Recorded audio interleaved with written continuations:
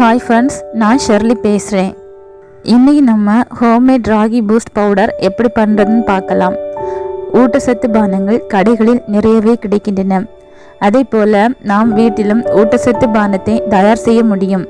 அதுவும் சத்தான சுவையான ராகியிலிருந்து நாம் ஹோம்மேட் ராகி பூஸ்ட் பவுடர் எப்படி செய்வது என பார்க்கலாமா? இதை வீட்டில் செய்வது சுலபம். குழந்தைகளுக்கு இந்த சுவை பிடிக்கும். சத்துக்களும் ஏராளம்.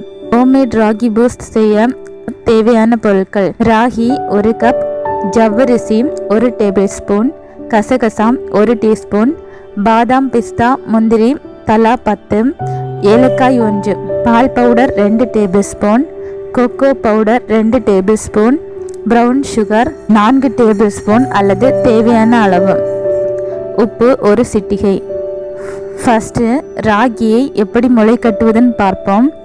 ராகியை நன்றாக களைந்து கல், மண், தூசி ஆகியவற்றை நீக்கிவிடுங்கள். ராகியை 10 மணி நேரம் ஊற வைத்து கொள்ள வேண்டும். அதில் உள்ள தண்ணீரை வடிகட்டி கொள்ளுங்கள்.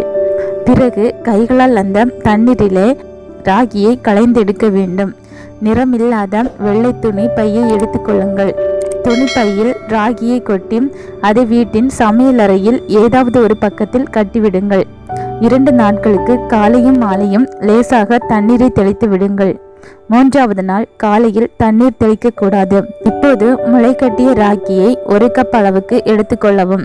அதை உலர்ந்த வாணலியில் போட்டு வறுத்தெடுக்க வேண்டும். மிதமான தீயில் வைத்து வறுக்கவும். வாசனை வரும் வரை வறுத்து எடுக்கவும். ஒரு ஸ்டீல் தட்டு வேண்டும். அந்த தட்டில் உலர்ந்த வெள்ளை துணி போட்டு அதில் வறுத்த ராகியை கொட்டிவிடுங்கள்.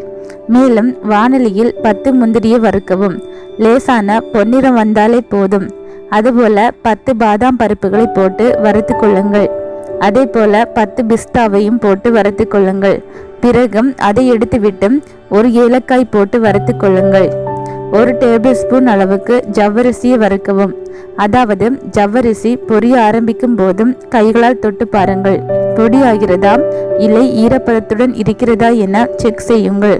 ஜவ்வரிசி பொடியாகின்ற பக்குவத்தில் இருந்தாலே அதை நீங்கள் எடுத்து விடலாம். வறுத்த ஜவ்வரிசியின் அளவு பெரியதாக இருக்கும். 1 டீஸ்பூன் கசகசாவை போட்டு லேசாக வறுக்கவும். கசகசா உடனே வறுபடும் என்பதால் அடுப்பில் இருந்து உடனே எடுத்து விடுங்கள். மிக்சி ஜாரில் தேவையான அளவு ப்ரௌன் சுகர் போட்டு வைத்து கொள்ளுங்கள். அதிலே வறுத்து வைத்துள்ள அனைத்தையும் போடுங்கள். இதெல்லாம் சேர்த்து மிக்சியில் போட்டு அரைக்கவும். ஆதி அரைந்ததும் 2 டேபிள் ஸ்பூன் பால் powder, 2 table spoon cocoa powder, 1 சிட்டிகை உப்பு சேர்த்து அரைக்க வேண்டும். அவ்வளவுதான், ஹோம்மேட் ராகி பூஸ்ட் ரெடி. சர்க்கரை சேர்ப்பது உங்களது விருப்பம். சர்க்கரை சேர்க்காமல் அரைக்கலாம். பூஸ்ட் தயாரிக்கும் போதும் நாட்டு சர்க்கரை, பனை வெல்லம் என சேர்ப்பது உங்களது விருப்பம். ராகி பூஸ்டை ஃப்ரிட்ஜில் வைத்து பயன்படுத்தினால் 1 மாதம் வரை பயன்படுத்தலாம். குழந்தைகளுக்கு கொடுத்தால் 1 கிளாஸ் பாலில் இந்த ஹோம்மேட் ராகி பூஸ்ட் பவுடரை சேர்க்கவும். காற்று புகாத டப்பாவில் சேர்த்து வைத்துக் கொள்ளுங்கள். அரைக்கும் போதே அதிகமாக செய்யாமல் 20 நாட்களுக்கு என தயாரித்து வைத்துக் கொள்ளுங்கள். பாதாம், முந்திரி ஆகியவை சேர்ப்பதால் 1 மாதத்துக்கு மேல் இருந்தால் கெட்டுவிடலாம். எப்போது பயன்படுத்தினாலும் உலர்ந்த ஸ்பூன் போட்டு பயன்படுத்தவும். ஹோம்மேட் ராகி பூஸ்ட் தேவையான அளவு எடுத்துக்கொண்டு அதில் சுடு தண்ணீர் கலந்து குடிக்கலாம். விருப்பப்படுபவர்கள் பாலில் கலந்தும் குடிக்கலாம். டிராவல் சமயங்களில் கூட எடுத்து செல்லலாம். சுடுநீர் இருந்தாலே போதும். சுவையான ஆரோக்கியமான ராகி பூஸ்ட் உடனடியாக தயாரிக்க முடியும். குழந்தைகள் பயணம் செல்லும் போது இதை எடுத்து செல்வது உதவியாக இருக்கும். மேலும் இது போன்ற பல்வேறு தகவல்களை அறிந்து கொள்ள வேண்டும் என்று நீங்கள் விரும்பினால் இந்த சேனலை சப்ஸ்கிரைப் செய்து கொள்ளுங்கள். தேங்க்யூ.